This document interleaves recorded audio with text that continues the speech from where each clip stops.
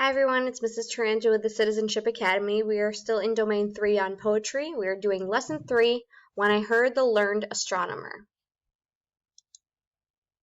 Our objectives for today are to identify the poetic device anaphora and explain how it uses effects of poems' meaning, while also using textual evidence to discuss a poem, and to use a poetic device anaphora to create our own personal poem.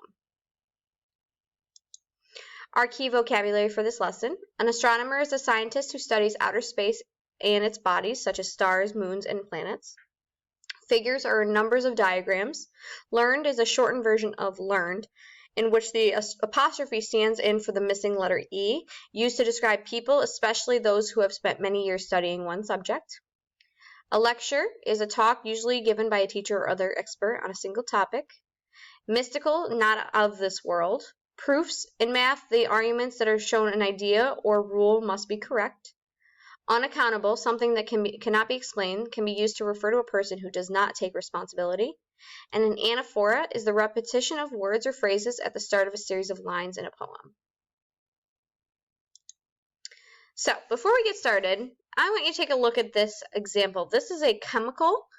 I want you to think, would you put this in your body? I know from looking at this, probably not, because this kind of seems a little scary and don't really know what it is, but I wouldn't want to put it in my body. So what we're going to be doing in this lesson is comparing something that's the same but in a different way. Well, you're going to be kind of shocked to know this, but guess what? That was chocolate. So it's really, really crazy. So the first picture that I showed you was what makes up chocolate. That's the chemical formula for chocolate. But we wouldn't see it like that. We would see it as this picture. So this is showing how we are talking about the same object, however, in two different ways. And I know for sure I would love one of those chocolate bars, but I probably wouldn't say that if I was looking at this picture. So today we're going to read a poem by Walt Whitman. He was an American author who was born in 1819 and wrote about everyday life in America.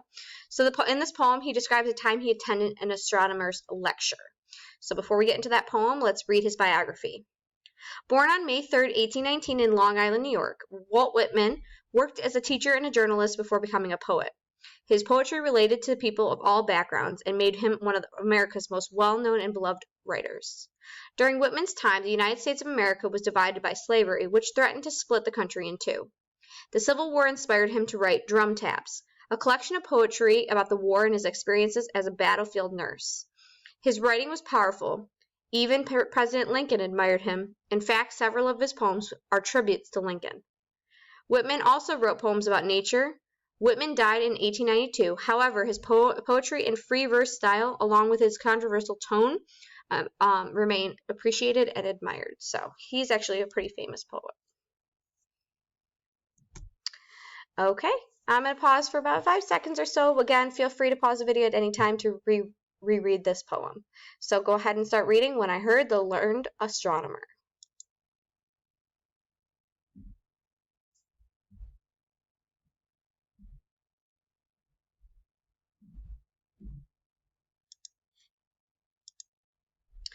In line 5, so right here, this one's actually really nice because it's actually numbered for you. This is line 5. It says, "How soon unaccountable I became sick and tired." The speaker describes his feelings at the lecture. What words does he use to describe how he started to feel? He used tired and sick. According to line 6, what did the speaker do as a result of these feelings? The speaker's words are rising and gliding out, wandered off by himself. So what did he do? I'll rise and gliding out, I wandered off by myself. Well, I can see out and wandered, he left. What does the speaker do in line 7 and 8? He goes out into the night and looks at the stars. So instead of attending a lecture, he would prefer to actually go out and look at the stars himself. So you will write poems in the form used by Whitman, employing anaphora for the first 4 lines, then writing without anaphora for the final 4 lines. So you're going to have a total of 8 lines in your poem.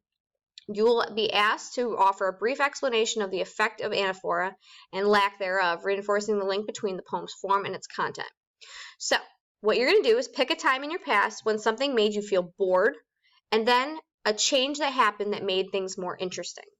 So maybe it was you're waiting at the doctor's office until you could get ice cream with your parents. Or maybe it could be, when you clean your room before you can go play with your friends. So make sure you think of a time when you remember feeling bored, but then stop feeling bored for something a little bit more exciting. So that's the first part that you need to do. Then think of these questions. Where were you? What were the people doing around you? What did you hear, smell, taste, see? And how long did it feel like you were there? So think about those things. Now that you've thought about that situation and remember what it was like, you're going to use your answers to those questions to write a poem just like Whitman's. On each line that starts with when, so again, you can refer back to his poem so you know when to use when. Write a description of the scene connected to each of your answers. You might need to rearrange some of the words from your answers to ensure your lines make sense. We call that a revision or changing our writing. We've done that previous in other lessons. Revision is a great technique that can help make your work better. After you write the first you write 4 when lines to describe a situation you were in. You're going to compose 4 more lines to describe how did that situation change. You may also start those lines with any word you like. You don't have to use when. And these lines are not going to be anaphorous. So let's go back real quick to do quick. So if you notice, this poem has 8 lines. That's how many lines your poem should have. Each of the first 4 lines start with when.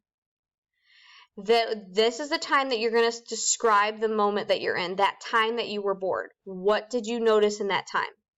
These lines are going to be how did it change or what changed that time. So these ones are anaphora, these ones are not. So be very careful because if you don't follow that structure, it's not an anaphora poem. So now that you know what you're going to be doing, that is your assessment for today. So you're going to write an anaphora poem and then send it to your teacher, and we will see everyone in the next lesson.